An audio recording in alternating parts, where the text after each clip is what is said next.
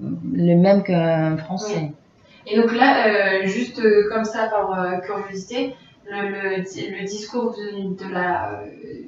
des vins bordelais est assez différent que le discours d'une winery américaine ou australienne. Oui.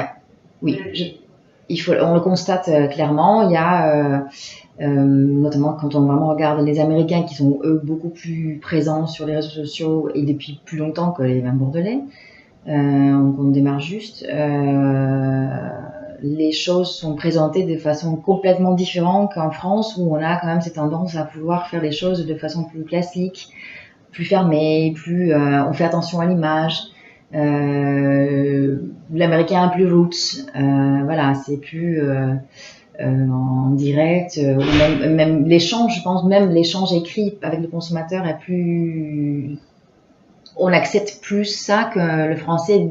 Enfin, en France, on va tout de suite vérifier si le commentaire n'est pas négatif ou autre, là où l'américain serait moins choqué. D'accord. Donc justement, pour rebondir à ce que vous dites, j'ai une question.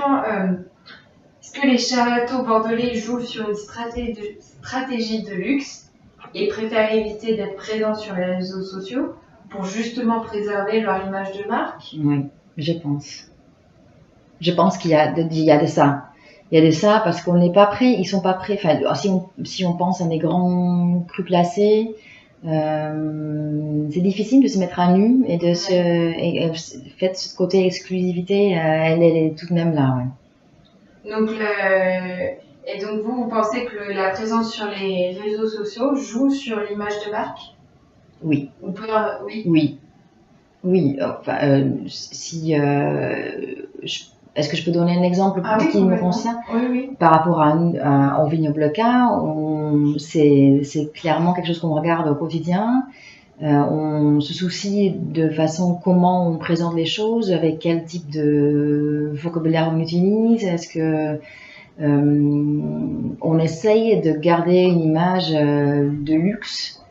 Oui, clairement. D'accord. Et donc dans le même ordre d'idée, est-ce qu'il est intéressant pour les propriétés bordelaises d'être présents sur les réseaux sociaux ou non? Oui, grand oui. Je pense que même si on peut prendre des exemples comme prenons Château Week-end ou prenons Château Margaux, je pense que même si c'est des grands noms, pour leur image de marque, aujourd'hui, on ne peut plus se détourner de ça et même on peut le faire de façon luxe. C'est une stratégie qu'on prend. Oui. Et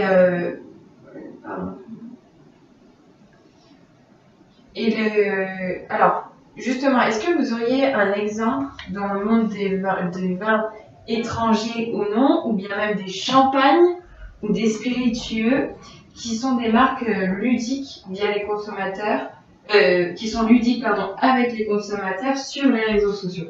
Oui. Donc dans le monde œnologique, partout. Ouais, ok. Alors moi, il y a une marque que je garde souvent, que je prends comme exemple, qui est clairement Champagne Ruinart, que je trouve a une stratégie sur les réseaux sociaux qui est ludique et qui a trouvé justement un juste équilibre entre le côté ludique et le côté chic. On est dans le champagne. J'aimerais mentionner aussi, je pense à une marque comme Grey Goose. Rien à voir, mais c'est beaucoup plus facile. Enfin, ils ont une approche différente comme un grand vin bordelais ou un champagne. Mais ce sont des gens qui sont présents sur les réseaux sociaux, qui font un travail bien. Qui c'est que je peux citer comme autre nom? Oui. Pardon. Et vous avez d'autres noms? J'ai réfléchi. Ouais, dans le Champagne Ruinart, il y a bien évidemment il y a LVMH qui fait un travail important. Donc LVMH a 2 châteaux dans la région bordelaise, Cheval Blanc et Kiel. Donc vous avez cité Kiel tout à l'heure. Oui. Cheval Blanc, je crois pas qu'il est sur les réseaux. Je pense pas, non. Ouais. Et Kiel, oui.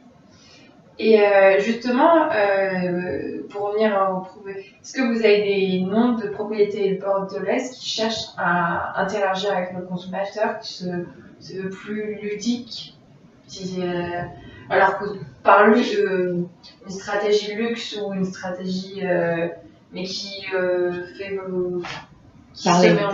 Ouais. Je pense tout de suite au Château Reignac qui sont très présents sur les réseaux sociaux et qui font un travail qui fonctionne bien pour eux. Là, je dis, bon, Reignac fait une stratégie spéciale parce que c'est une catégorie de vin en profil consommateur. On est dans une appellation de Bordeaux. L'approche est peut-être plus facile. Sinon... Château Palmer, qui est le contrebalance de ça, qui a plus une image de luxe et qui fait les choses complètement différentes de Château Reignac. Mais là, on est c'est un bel exemple justement de deux stratégies différentes. Oui. Et là aussi, on a deux types de vins. On a un troisième grand cru. Oui. Et un grand vin, je crois. Et un grand vin de Bordeaux. Grand vin de Bordeaux. Ouais. Alors, là, c'est la dernière question. C'est qu'on voit qu'actuellement, on a parlé tout à l'heure des fonctionnalités.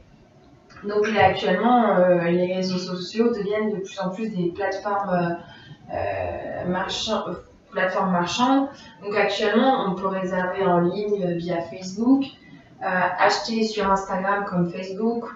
Est-ce qu'un jour, les vins Bordeaux vont utiliser ces fonctionnalités spécifiques qui justement permet de consolider le lien avec le consommateur?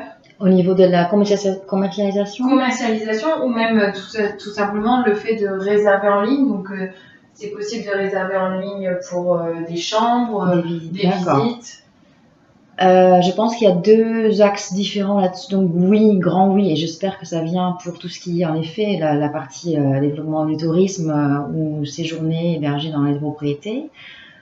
Commercialisation, je pense que c'est encore un peu plus difficile aujourd'hui. Je le vois pas venir tout de suite, mais je pense que c'est une nécessité. Et les gens, la société, elle marche comme ça aujourd'hui.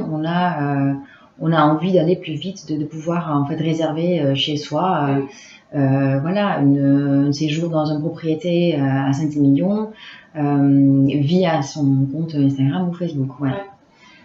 Écoutez, merci pour tout. Est-ce que vous avez des choses à me dire, à me préciser, des choses à rajouter? Peut-être Non, je trouvais le questionnaire très complet. Merci beaucoup Jeanne pour cette interview. Merci beaucoup. Merci.